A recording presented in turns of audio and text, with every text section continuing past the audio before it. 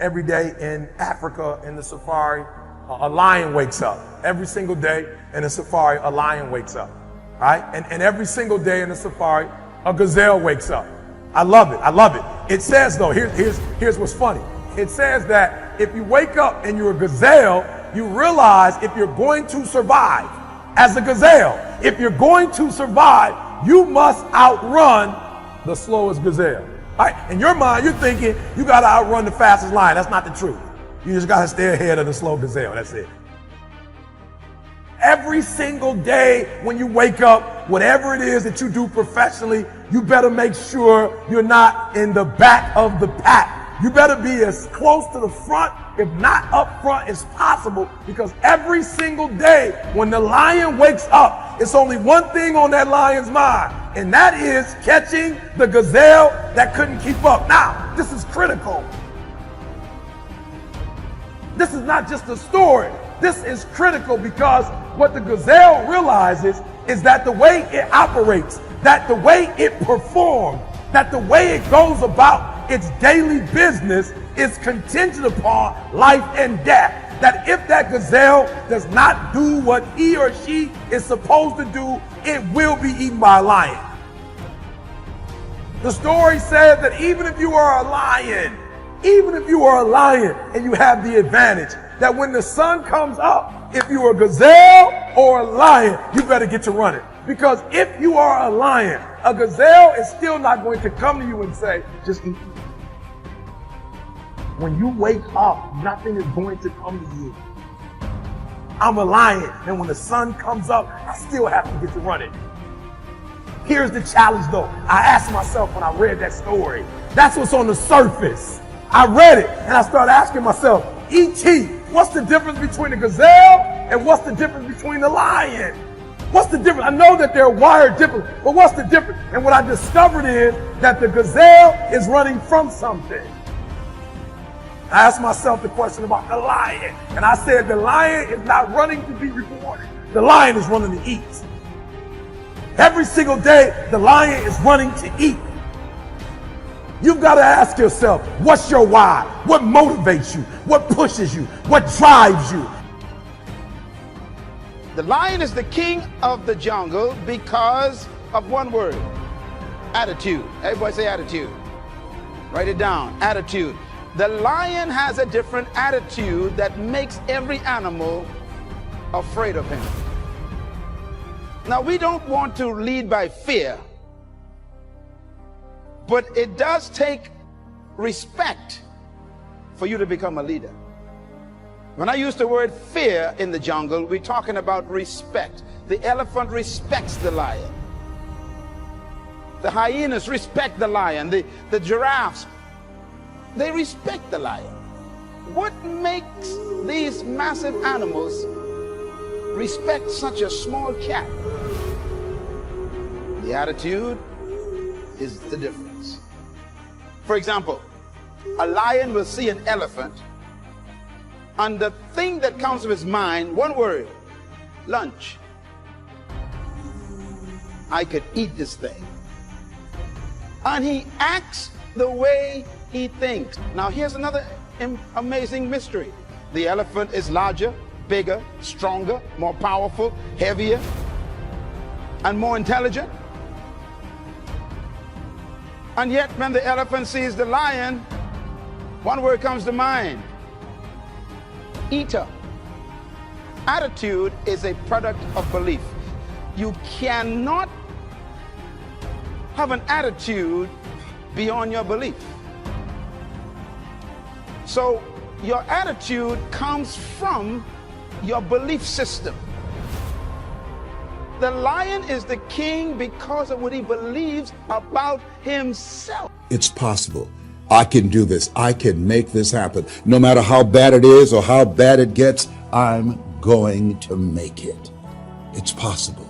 Yes, your dream is possible. Say that to yourself every day.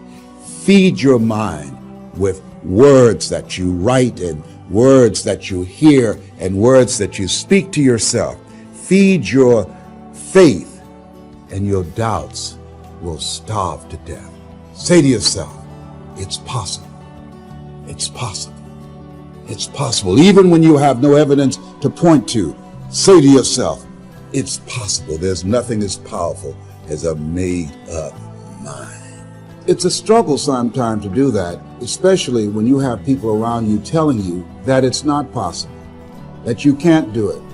And they're constantly pointing out your failures of the past, constantly reminding you of all of the things that you don't have going for you. What could you do?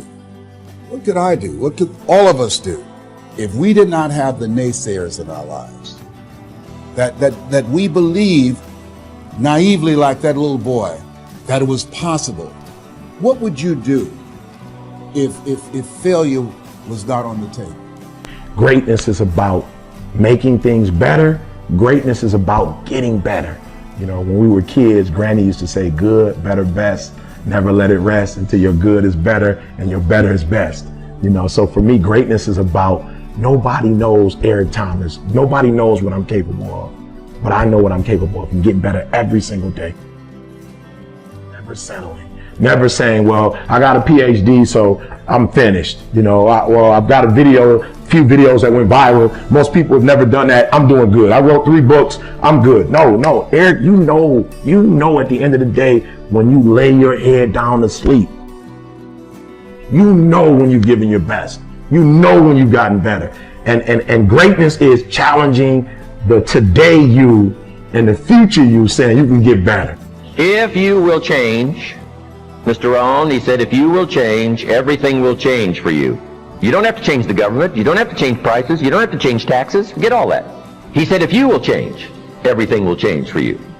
And the first thing you start changing is what? Your philosophy. You start changing your mind. You start changing how you think. You start picking up new ideas and information. Gather new knowledge. Make better decisions about what's valuable. And I'm telling you, if you'll do that, your whole life will change. Your health will change. Your relationship with your family will change. Your ability to cope with challenges and problems will change. I'm telling you, income, promotions, all of it will change. If you will change, it'll all change. If you won't change, it isn't going to change. You can keep your fingers crossed if you want to and hope they'll straighten it out. You can wish for the wind not to blow quite as severe, but I'm telling you, wishing for the wind to change in your favor, we call naive at best. Don't do this any longer. Wish for a better wind. The key is to wish for the wisdom to set a better sail. Utilize whatever wind that blows to take you wherever you want to go. That is the philosophy I picked up at age 25, and it revolutionized my whole life. And here's what I found. I found it was easy. Got to jot this down. My definition of easy, meaning something I could do. I figure if it's something you can do, it's easy. Now here's a parenthesis. Parenthesis, I worked hard at it. I found something I could do which was easy, but I worked hard at it. I got up early and stayed up late, worked hard that 6 years. But what I did was easy, meaning it was something I could do. You say, well, Mr. Rohn, if it was so easy, how come everybody else around you during that 6 years, how come they didn't get rich? Here's why. It's easy not to. So you've got the choice here today of one of two easies. Easy to or what? Easy not to. I can give you in one sentence how I got rich by the time I was 31. Here it is in one sentence. I did not neglect to do the easy things I could do every day for 6 years. Underline. I did not neglect. That's the key. I found something easy I could do that led to fortune, and I did not neglect to do it. Major reason for not having everything you want in America. Major reason for not having more of what you want in America. More health, more money, more power, more influence, more everything. Major reason why you don't get it. Simple answer. Neglect. Neglect. And here's the problem with neglect. It starts as an infection. And if you don't take care of it, it becomes a disease. And here's what else is the problem. One neglect leads to another. Neglect to do wise things with your money, you'll probably neglect to do wise things with your time. Neglect to do wise things with your time, you'll probably neglect to do wise things with your business. One leads to another, leads to another. Pretty soon, neglect has you by the throat, emptying your purse, emptying your heart, emptying all of your chances for equities and power and all the good things. Neglect. What if you should be walking around the block every day for your good health and you don't? I'm telling you, you're on the wrong track. You should do it, you could do it, you don't do it. That's called formula for disaster. All you've got to do is let that and a few other things accumulate for 6 years, and now you're driving what you don't want to drive, wearing what you don't want to wear, living where you don't want to live, doing what you don't want to do, maybe having become what you really didn't want to become. I'm telling you, that's it. Just neglect along, drift along, and it's got you by the throat. It'll take all your values, leave you with just a little bit of dust in a summer wind, and it'll soon be gone.